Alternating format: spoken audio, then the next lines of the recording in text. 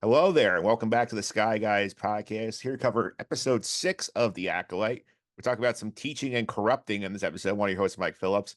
Because of the early record time this week, Pete Consadori could not make the episode this week. He'll share his thoughts on the episode next week. But with us, as always, the great Nick Fraietta here, who is the former Jedi slash Sith, who knows. Nick, how are you? Doing well. We only have two left. It's crazy to think how far we've come. I know that's kind of what I say every week is how fast the show is going, but it's true. Yeah, our own rule of two. Yeah, cool. Yeah, two left. I can't believe it's two left, really, but here we are. Yep, absolutely here. And people want to subscribe to us on the podcast. They can do so on Apple Podcasts, Google Play, TuneIn, Spotify, Amazon, all the usual suspects. Simply search for the Sky Guys favorite podcast platform, get all episodes there. And Nick, as we know here, if you follow us on the Just on the Suffering feed, you're gonna have to wait until the weekend to get this one. So make sure you subscribe to get it nice and early. Yeah, it only takes a click, so go for it. Just one click here, and you can also check out the social media pages here. So, Nick, how do people follow us on the social medias? You can follow at Sky Guys Podcast. That's on Instagram, Twitter, Threads, and TikTok. Yep, and we can talk to our social media comment of the week here too. This is from TikTok on our reel about whether Soul knows who May is, and we think we got the answer to that this week. But this is from user 288-913-171-6305. So a very long name here. And he says, I think the only way to maintain canon, we have May kill Soul before they get back. May don't even show them next ep, and the Sith and Osha get most of the next three eps. Either May does get brought back to the temple, but the Jedi refuse to classify what are basically a random set of Force users as Sith. Just see it enter Republic. Still works, just lazy. A different direction. This would have been an interesting way to go. Yeah, I mean, I don't think this is the only way to maintain canon. We never met Soul before this show. How do we know that Soul's not internally corrupt and he would know this information and not tell the council? There's many ways to make this maintain canon. That is one of them. Doesn't mean it's the only way. I think there's lots of ways you can maintain canon without bringing this back to the council. I agree. If the information gets to the council, that's very bad. But there are many ways to keep this information from getting to the council, except him dying. Yeah. Yeah. Well, And him dying instantly, I should say. plus, I mean, he was part of a 16-year cover up, so it wouldn't be shocking if he withheld this information. Right. Yeah. And it wouldn't be shocking at all if someone who just withheld information did it again. Yep. So let's check out the YouTube version by Phillips on YouTube. I know we said we did not think we were able to do a video version, but we managed to make it work. I know the audio is not what we usually get from Nick, but it's still solid enough audio quality. I want to give you guys the video version this week. Yeah, this is me out in Scarif on the beach. Yeah. Yeah, this is Nick's beach era. All right, let's get to our Star Wars. We have a little bit to catch up on, Nick. So why don't you let guys know what we got going on? Yeah. Number one is that this Daisy Ridley Star Wars movie, which a few weeks ago we had mentioned that it was leaked, that it was episode 10. We'll see how that, see if they confirm that. But this movie is not like we're going to start filming this year, and the target appears to be early 2025 for filming. Now, Mike, you're the movie guy here more than I am, especially when it comes to production. Do you start filming a movie in early 25? Let's just say February. Can you have it out December of 26? Sure. I mean, like, assume it takes about a year to film it, then you could still go back like early next year and do reshoots. So I think they have plenty of time for a December target date for 2026. All right, so then we would assume no issue to the timeline on this movie. Yep. All right, that's number one. Number two is Dune Messiah, which I'm assuming is just Dune 3. Yep. Yep, Dune 3 is currently set to have the same release date as this Rey movie. So we're gonna have some competition in the theaters, and let me tell you, based on the the uproar from the Dune community in a good way, I don't think Star Wars is winning that box office battle.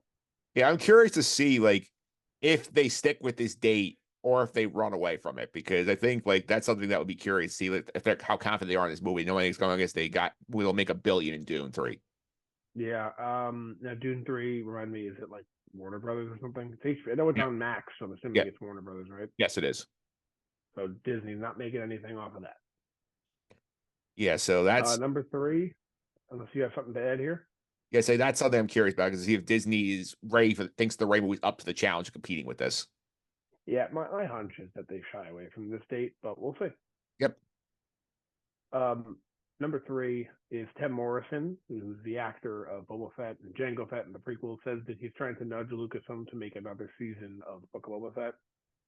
He's going to need a little more nudging because it doesn't look like that's happening, and I don't think it's going to happen based on the way the season 1 went. And in my opinion, it's simple as you tried to make a show that's like a crime mafia show, but it's set in Star Wars, and you're trying to appease to families and children, and you can't have a mafia show that's also for children at the same time. It doesn't work. Yep. And lastly, Leslie Headland, who's the creator, writer, whatever you want to call her, showrunner of The Acolyte, has confirmed that Kylo Ren's theme was present in episode 5 of The Acolyte for a reason, and then a lot more legend stuff should be coming in the final episodes of season 1. So we'll find out why that Ren theme was playing.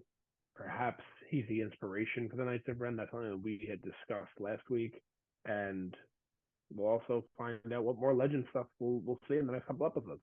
Yeah, and of note here, we have to later, they did play the Kylo Ren theme again during the credits this week. So this is the second time this theme.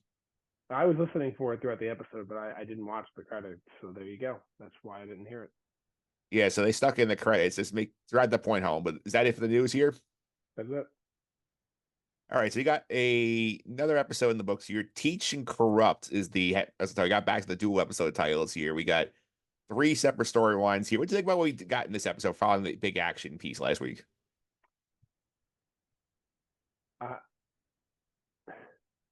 Just that. Exactly what I just said. I have no positive things to say about this episode. I have no negative things to say about this episode. It just existed. It happened. It happened. This episode was one of the episodes. Yeah. For me, I think clearly the best storyline of the 3 was the Qimir and Osha segment. I thought that was the best. I thought Soul May really was I think as I predicted last week, sort of just dragging out this whole reveal thing, and they sort of stalled that storyline. And the Vernestra thing was sort of I feel like just in there to plant seeds for stuff. That's what I feel about those 3 storylines. I definitely agree that the Qimir Osha storyline was the highlight of the episode. It's kind of nice to see something I don't think we've ever seen before. It's kind of like the living ways of the Sith. Yeah. Or whatever he is. We're assuming he's a Sith at this point. We haven't gotten a special confirmation of that yet, but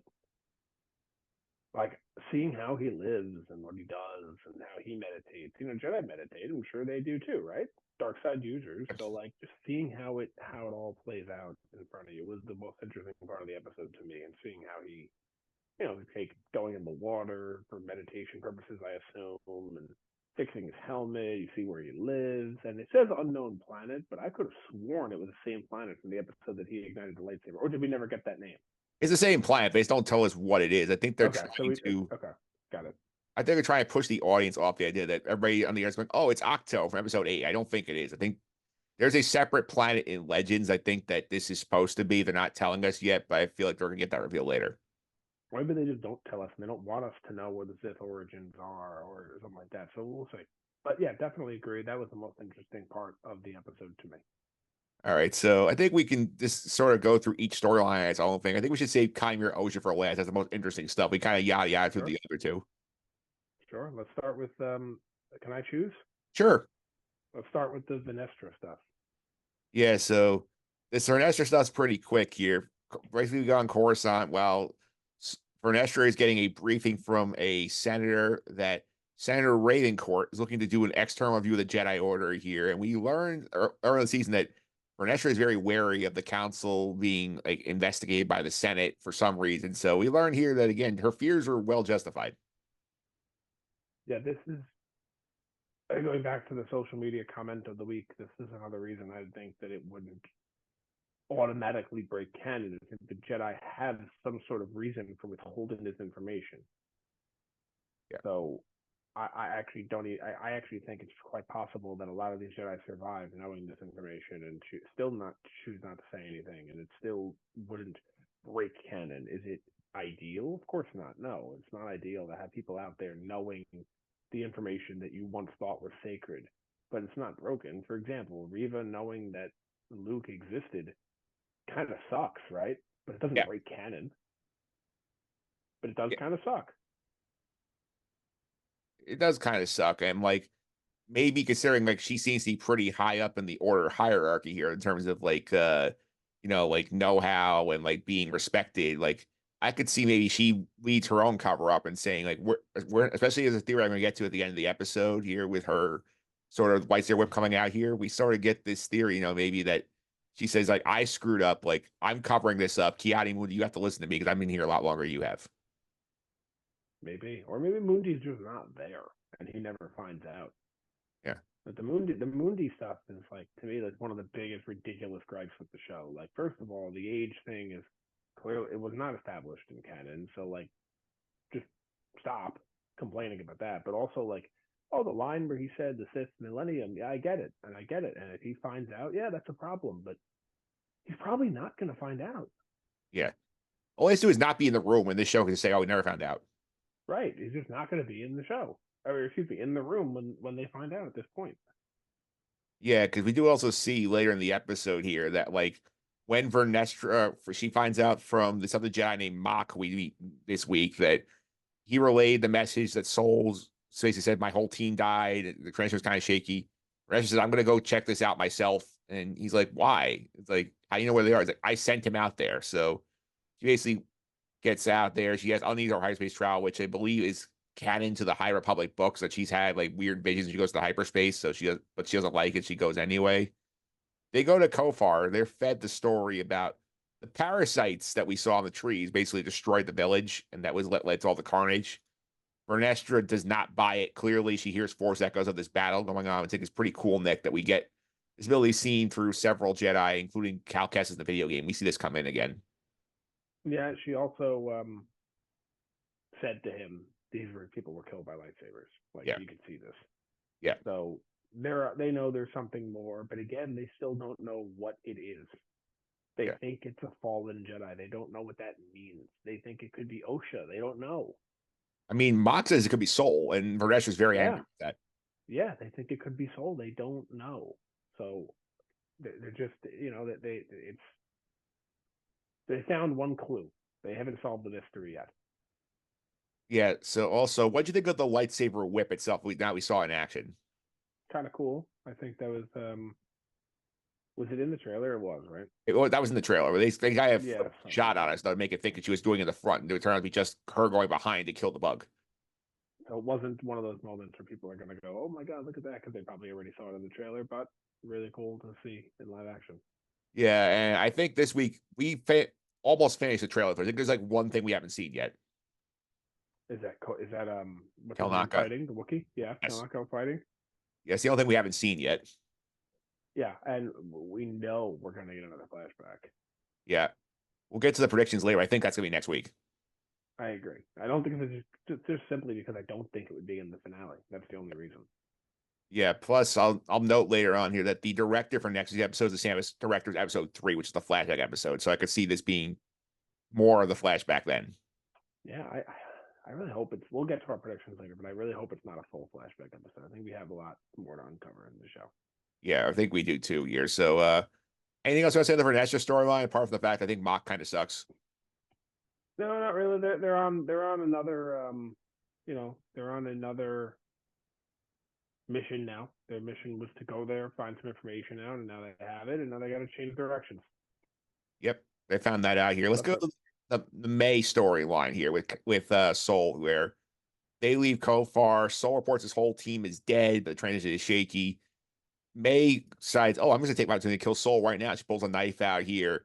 Soul, I think, over the top is going, Osha, you're here. Like something's going wrong. I have to go fix the ship. So please steer, like fly us here. So I think like, were you buying right away that Soul thought this was Osha? Like maybe he was just in his head, or like, do you think that like he was just doing an over the top selling job? Last week, I thought he was fooled. Yeah. This week, towards the beginning of the episode, I said he knows. I don't remember exactly what point I had figured it out, but I was like, "Oh, he knows this is May." Yeah. So I wasn't really. I wasn't really fooled, if you will. Yeah, I mean, plus the fact that like she does have like the tattoo from the witches like on her forehead, and like that's something I'm sure Soul could probably easily notice this. Yeah, he probably figured it out minutes after takeoff. Yeah, So we'll never know exactly when he found out, but I think it's safe to say he didn't know until they got on the ship. yeah, yeah. I feel like he was also at that point. I feel like he's starting to lay it on pretty thick in terms of like, oh, you're Osha. I believe you, Osha. Like I think like at that point, like May just fell for it. Yeah. She thought she was To be very fair, clever. a lot of people were probably hoping May did kill him. Not Yeah, because people don't like Soul. Soul's a great character, but because the whole thing with him getting the information out of the quote unquote Sith. yeah. What's going on here? We also got some Basil hijinks here. Basil finds the half of Pip that like was left behind. She tries to plug him in, and we get like Basil and Pip basically figure out, oh, Osha is May, and they come up with like the lamest attacks like possible. Like Osha, like Pip sprays like gunk in her face, and Basil stomps her foot. Like I think this is going for comedy. It just didn't land with me. No, but also at the same time, like you're a little droid that's not much bigger than a Phone. phone Yeah, and a beaver. What else are you gonna do? yeah, You know, they're not gonna take her in hand to hand combat. no, So yeah, it was a little. I guess it was a poor attempt at humor, but I also don't blame them because I don't know what else they could have done. yeah. This is also because May's on the loose because Soul basically, and he's part of his land, he's like, oh, I'm going to tell the High Council everything this happened, sort of raises May's radar. The ship shuts down. He's like, oh, so you're a mechanic. Can you go fix this? And May's like, sure, I'll get right on that. And sort of like, I think that's the moment where Soul knows. Yeah, I know. I agree. I mean, I think it might have been earlier, to be honest with you. We'll never know, but it doesn't really. It's not worth discussing because we're never going to figure it out. But could have been, and I think that's at least when Soul said to himself, "Let me think about what I'm going to do." Yeah. You think Soul killed the power himself? Hmm. I would say no because I think she thinks that she has him fooled, and at any point he has that trank, he could just get behind her and shoot it like without her noticing. So I think that just happened. Yeah, but you also remember there's also this point in the episode where like Soul said, I'm gonna go fix the transmitter. He goes down to like the main area of the ship. He looks like he's collecting himself, and then like there's a point where like May can't see him, so maybe he decides, oh, I'll set her up here. I'll shut this off, and I'll expose her. Maybe, maybe it could have been.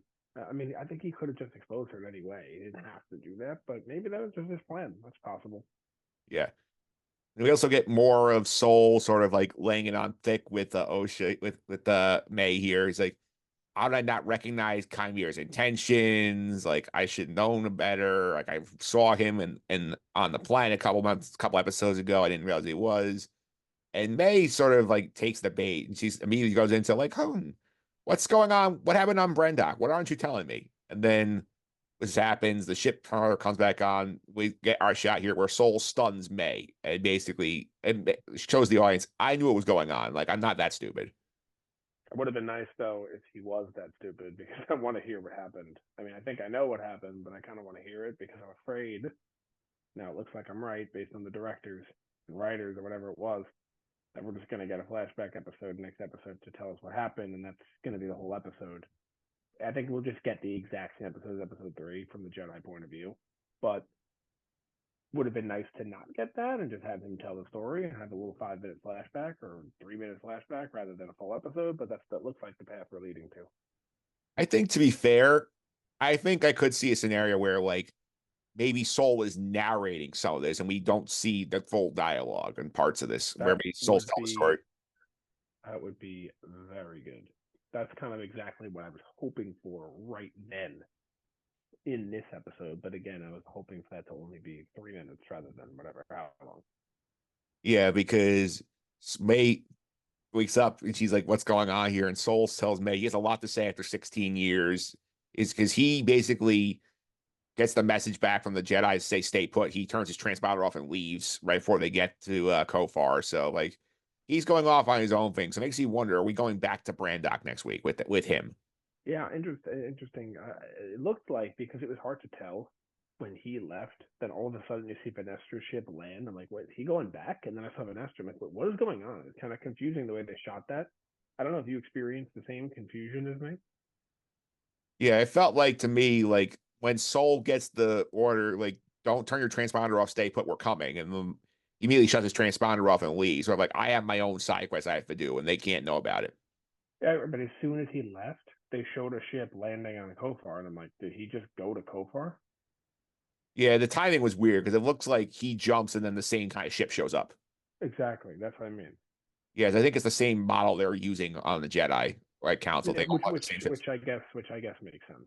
So can't complain about that. Yeah, because I think Soul leaving for Brand. I think he's leaving for Brand. That'd be my guess, and that we go there, maybe revisit some of these like sites that we saw in episode 3, and we get the flashback that way. That one I really wouldn't mind that. Yeah. Anything else you want to say on the But Souls? why? Maybe he's showing perspective to like May, saying, "Here's what you did not see. Like here's what I saw, and like what we did." Okay. Okay. I think there's No, not. I have nothing else to. I have nothing else to bring up in the Soul May section of the episode, unless you do. Yeah, I think in terms of like what we can see next week from this storyline, I think the thing you have to remember here is I don't think they're going to be that naive to do the always do. Oh, we're going to show you the exact same episode again from a different point of perspective. I think they have to do a different way of telling the story because I think if they do the exact same flashback again with like a different camera angles and like different like a couple other scenes thrown, I think the audience will get very upset. I agree. I hope they don't do that. Yeah. Now let's get to the Osha and Qimir storyline, which is a lot of I think the best part of the whole episode here. Osha wakes up and we found out later on it's Kymir's cave, finds some of May's stuff, and we realize that she's on the planet. Qimir was on the premiere. She follows Qimir to the lake when he's going in to like meditate, grab his lightsaber, and we can see pretty clear, Nick, that Qimir knows exactly what she's doing and is not worried in the slightest about Osha having his lightsaber. Oh yeah, not at all. A lot of Sith do that, like Palpatine saying "Strike me down." Like Luke probably could have done it real quick without Vader getting in the way and could have killed him. But like I guess they don't fear death. I don't know, even though they do at the same time. It kind of confuses me. But I guess I guess in reality he just trusts that she's not going to, and he's in complete control of the situation. Yeah, I think he knows like there is a part of you that's good that won't just strike me down when I'm unarmed. And I think he plays that to his advantage. Yeah, agreed.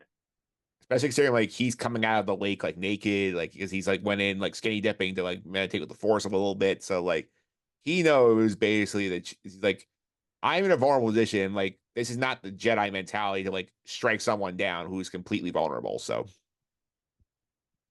Yeah, I agreed. And I mentioned earlier my favorite part, just seeing how he lives and what he does. I guess that's his day off. You know. yeah, yeah, it's what Qimir does when he's just chilling and having free time here. And like Yeah. we see like where he's going with this conversation. He's prying a lot into Osha's background. He's very interested in her relationship with Soul. And then she asks him, like, what are you exactly are you? Where'd you come from? And he has this claim, he says, I used to be a Jedi, quote, a long time ago. I'm not anymore. He basically he's playing up to, oh, you can trust me. Like, I'm not holding you here. Like, my ship's over there. Take it and leave if you want. If you want to go now before the tide gets too high. Otherwise, come eat dinner with me. So, like, he's sort of like being very like coy about like, you could go, but I know you want to know more about me. Can we talk about this part? Sure. He says the ship. He's like, "You want to leave now? You want to get there by sundown or whatever?" It looks so close. Yeah. It looked like it would have took her maybe 5 minutes to get there. Yeah. Maybe 5 minutes, and he's talking about how you better leave now. You better leave now, like as if it was an hour swim away. I don't understand that at all. Maybe it was just the angle they were showing it made it seem closer than it was, but that I found that to be pretty funny.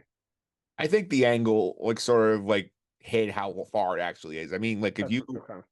I think it's one of those like where like it's probably like an island, it's probably like a 2 hour swim if you 2 hour wanted to, swim, but you'd be like dead. yeah, like nice like a decent swim, but like with the tide probably takes longer. Yeah, I mean, it's also Star Wars and they have the Force. I don't know if they do die if it's 2 hour swims. Maybe they have those breathers. Yeah. Plus, I mean, she is also a Jedi. Has like Force abilities. Maybe like the Force like helps her get through the swim. Like parting the Red Sea, you mean? No, I mean like maybe she has extra endurance. Yeah, possibly. And then again, there's those breathers from the Phantom Menace. I'm sure people. I'm sure that's a common thing around the Star Wars universe to have those. Yeah. So I'm sure she has one or he has one lying around. Yep. And then like she does take up Kymir's offer to have dinner with him, and she goes back and he says that the Jedi teach one way to use the Force, and it fades if you don't use it.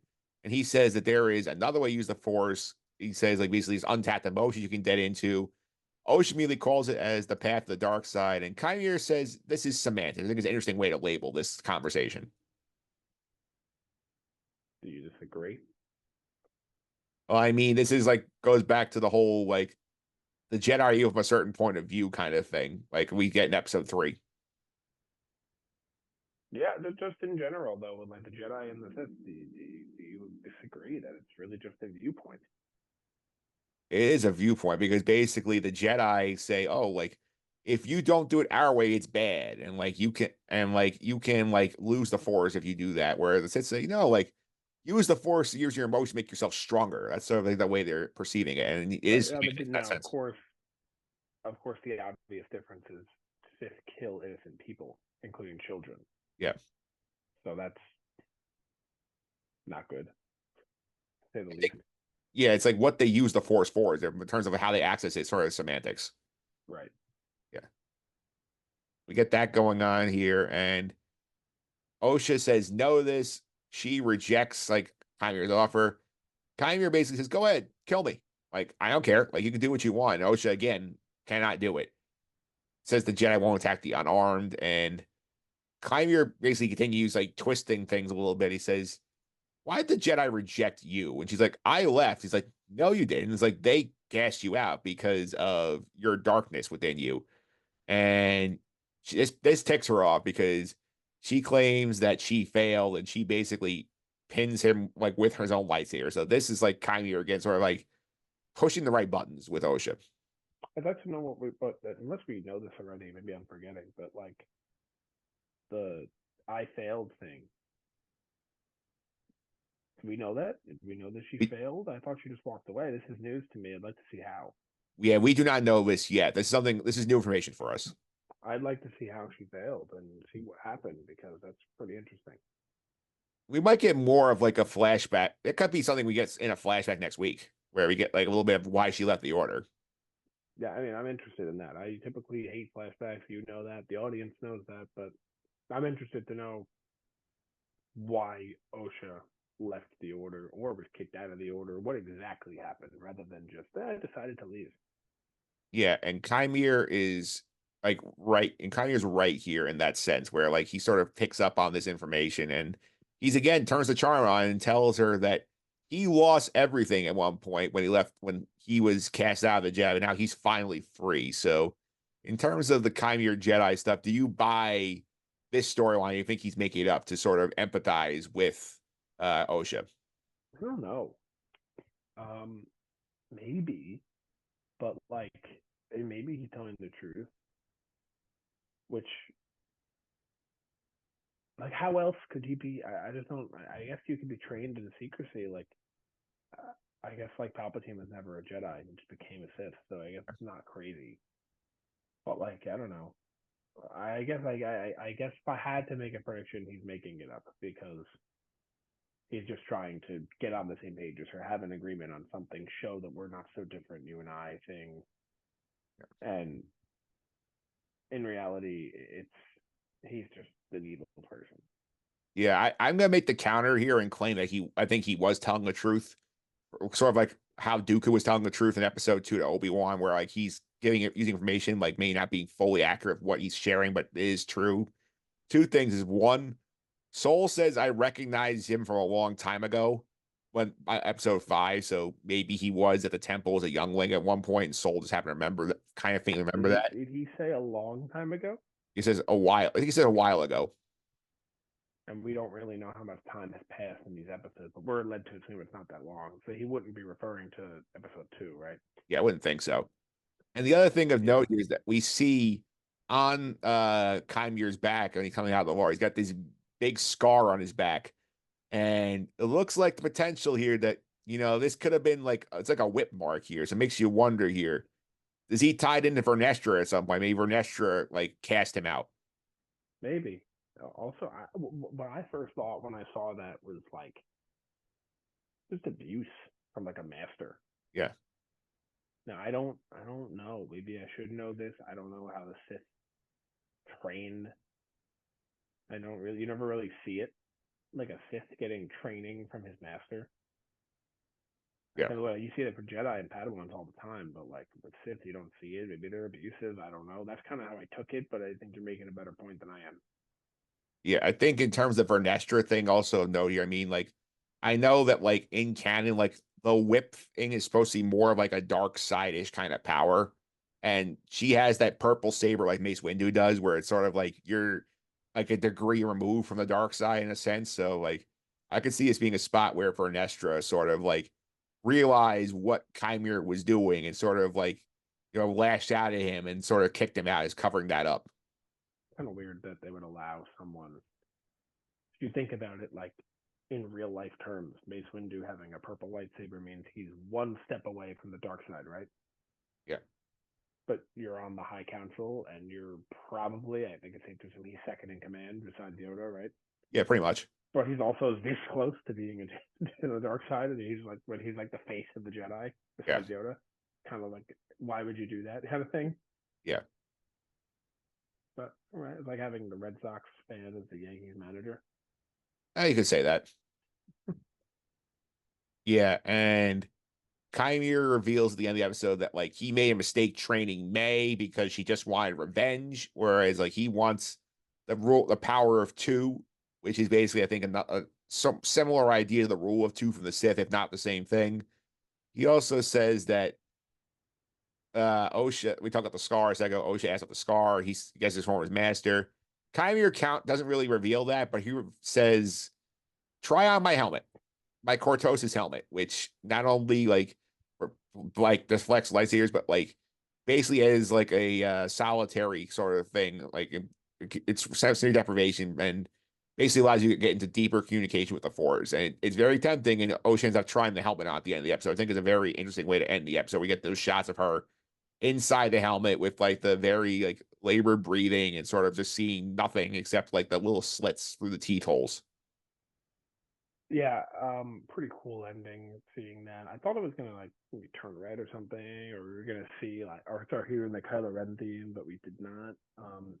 I do want to go back to the power of two comment that he made, and I think what it means is I think ultimately we're led to at the end of this show finding out who his master is.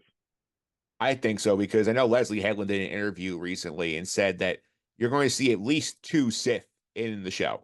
And if we're assuming that Qimir is one, we're getting another one. Yeah, and I think it's safe to assume what he means by the power of two is rule of two, like you had mentioned. As we know, the Sith always recruit, bring in an apprentice, then kill their master. Or maybe that order is not 100% all the time. Either kill the master, then get an apprentice. Either way, I think that's what they do, and I think that's what he's trying to do. For example, Palpatine killed Plagueis, but I'm not sure if he had Maul at that point. I'm not sure if that information is public. I don't know, but the point is that's what they all try to do. Vader tried to recruit Luke so they can kill Palpatine. Vader even tried to recruit Padme so they can kill Palpatine before that. But I think Qimir is trying to recruit Osha, or first it was May. He found out she was only in it for revenge. She didn't actually believe what I believe. Osha, maybe I get you to join, and we'll take out my master, who at this point I would assume is Tenebris, which is Plagueis' master. Yes. It could also be Plagueis if they want to rewrite Legends versus like canon, like establish a new canon on when he was born, because they don't have that in canon yet, so they can do that without breaking any canon. But that's my assumption. Yeah, I would assume that that's the case here because there's another example, sort of your points, like in Clone Wars itself, where Dooku has Ventress sort of like as his like student, basically his and one point Palpatine is threatened by it, says you have to kill her off because like you're with me or you're dead. Yeah, it's what the Sith do. You bring in an apprentice, You kill the master, then you become the master. Yes. And just seems kind of funny considering it always happens that they would never expect it. But I guess Palpatine did expect it, and that's why he told Dooku enough is enough. Yep. And anything else from this episode you want to cover here on like the helmet thing? I think was a very cool visual to end the episode on. Just that to go on more with this power of two, rule of two thing is something I never realized, I guess, until now. Is even in Return of the Jedi, when Palpatine's trying to get Luke, he keeps saying replace your father, not join us, because he knows there can't be more than two. I never really thought of that until now. Yeah, I didn't think of that either, but like I think that's a good place to leave the episode. I feel like we get a lot of setup here for the last two. I think like the stuff the dynamics we set up here are interesting, especially now like we have Vernestra in play in the field more, as opposed to standing at the temple, like just telling people what to do. Now, like we feel like she's got skin in the game. Yeah, excited to see. I know we lost what's her name, Carrie Ann Moss early on in the show. Yeah, we did get her voice in this episode where May's on the But ship and she hears and the Force echo of the memories. yeah, I think we're gonna get her next week too. So that ends up being her in like half the episode. So it's not crazy that she was on these tours. Yeah, they were big on the show about like we can kill them, but they can still be in the show as either like corpses or like flashbacks. I mean, this episode alone, we saw like the corpses of Jackie and Yord on Kofar when Mm-hmm. she's investigating. True, true. All right, so I think that's all we got for the episode here. So let's get into the stuff we track every week. So we'll start with the character draft. And once again, Nick, we had no action here. So right now you are still in prime position to win the character draft as a result of the one appearance of Ki-Adi-Mundi in episode 4. I'm not sure. I'm sure you were too. When they were in Coruscant, my eyes were like this, so close to the screen, seeing if I could see Mundi in the background, try to get another point here. Yeah, I was looking around to see if anybody else we recognized showed up, but nothing to this point. So we're gonna it's 1-0-0. When Pete's back, we got to discuss what the actual stakes of this draft were because you technically are going to win something if this holds up. Oh, it's got to be a Funko, isn't it? It's got to be. I'm building my collection. Yep. So we'll discuss that next week here. We also have our trackers we keep an eye on every single week. So a couple things to note here that we I'm not gonna put it up on the screen, but the lightsaber colors we did add red, one more, and purple is on the board for the first time over Vernestra Slayer, but yellow still the lead at 7. Cool. I think that changes. That changes in the next two. We're gonna see souls a few more and whatnot, and I think it will be good. We also got a couple more here. Lightsaber whip usage, the first time we see it. So this is the first lightsaber whip usage. I think it's the only time we get it. I think we'll get it again. I think we'll get it again. All right. We got a classic line as well when Osha and Qimir are talking, and Qimir says, "Your emotions betray you," which is a callback to Yoda from Empire Strikes Back with Luke when he's going into the cave on Dagobah. Ah, very cool. Maybe Yoda was calling back to this moment. Yeah, maybe Yoda knew about this. Yeah, maybe. Okay, so a couple other things. We added another named Jedi this week. We had our buddy Mock, who was kind of annoying in my opinion, but we do have 14 named Jedi now. He was fine. I mean, I'm just trying to do his job. Yeah. All right. EU tie-ins. You got 3 more to add. I forgot one last week. May cutting her hair with the lightsaber is actually a pull from Clone Wars 03 when Yoda cuts off Anakin's Padawan braid with his lightsaber. Yeah. Okay. Emergency Code Zero is that Soul was using in the episode is a pull from one of the Star Wars video games, I think from like the 90s. And I don't know if you saw when they were boarding the ship on Coruscant. You see like the blue fish looking Jedi that was sort of sitting by the door on the at the table. Maybe. Yeah. That is actually a species called the Cellcap. That's from Knights of the Old Republic. I like those little elephants. Yeah. They looked like sort of like elephant porg hybrids. Now, cortosis is not an EU thing, right? Cortos is we had that last week. We've had that in canon for a few. I think we've had that. So okay, yeah, that can't be okay. Yeah.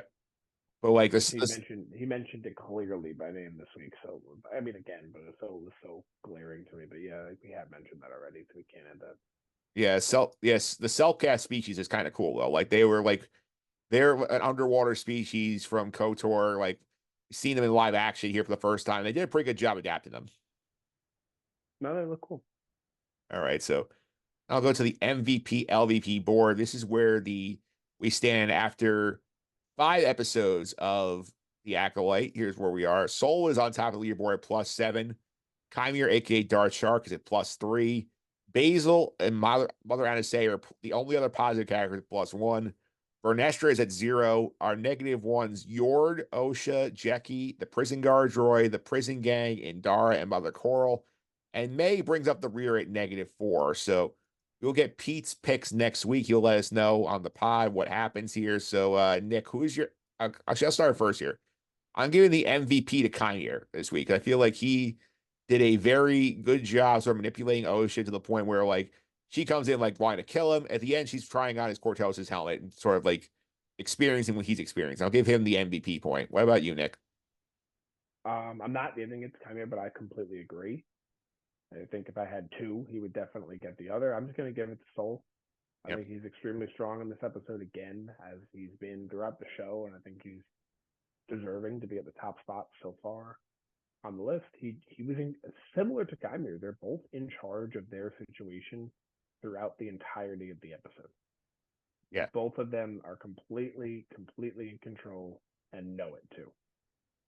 absolutely do here. Let's go the other way. Who is the LVP of the week, Nick? So it's funny because I mentioned Soul and Qimir and how they are in control of their situations, right? Yep. So who are they in control against? It's May and Osha. So I have to pick one of them to be the LVP, and because I'm just going to go with May, and the fact that she thinks she was in control the whole time. Osha kind of didn't think she was in control. She kind of knew she wasn't. That could be an argument against her as well, but I guess May just for thinking that she had everyone fooled when she didn't. Yeah. I'm giving it to the new Jerry Meet Mock this week because like he kind of comes off as a little bit of like a sniveling prick when he talks to Vernestra about like, oh, like, like, are you sure you have to go? We can handle this. Like you're telling the master that she can't go on the mission, and then, oh, you like, are you sure about hyperspace? And no, you get like hyperspace sickness, and then like he has the balls to tell her, oh, did Soul kill these people? Like, come on, kid, you gotta know what you're dealing with here. She's got like hundreds of years of life experience on you. I think he's just trying to play the role of the audience at that moment. Now, of course, we know it's not full because we weren't there, but he's trying to play the role of this is what the common person may think if they run into the situation thing. And I think he's just a normal guy.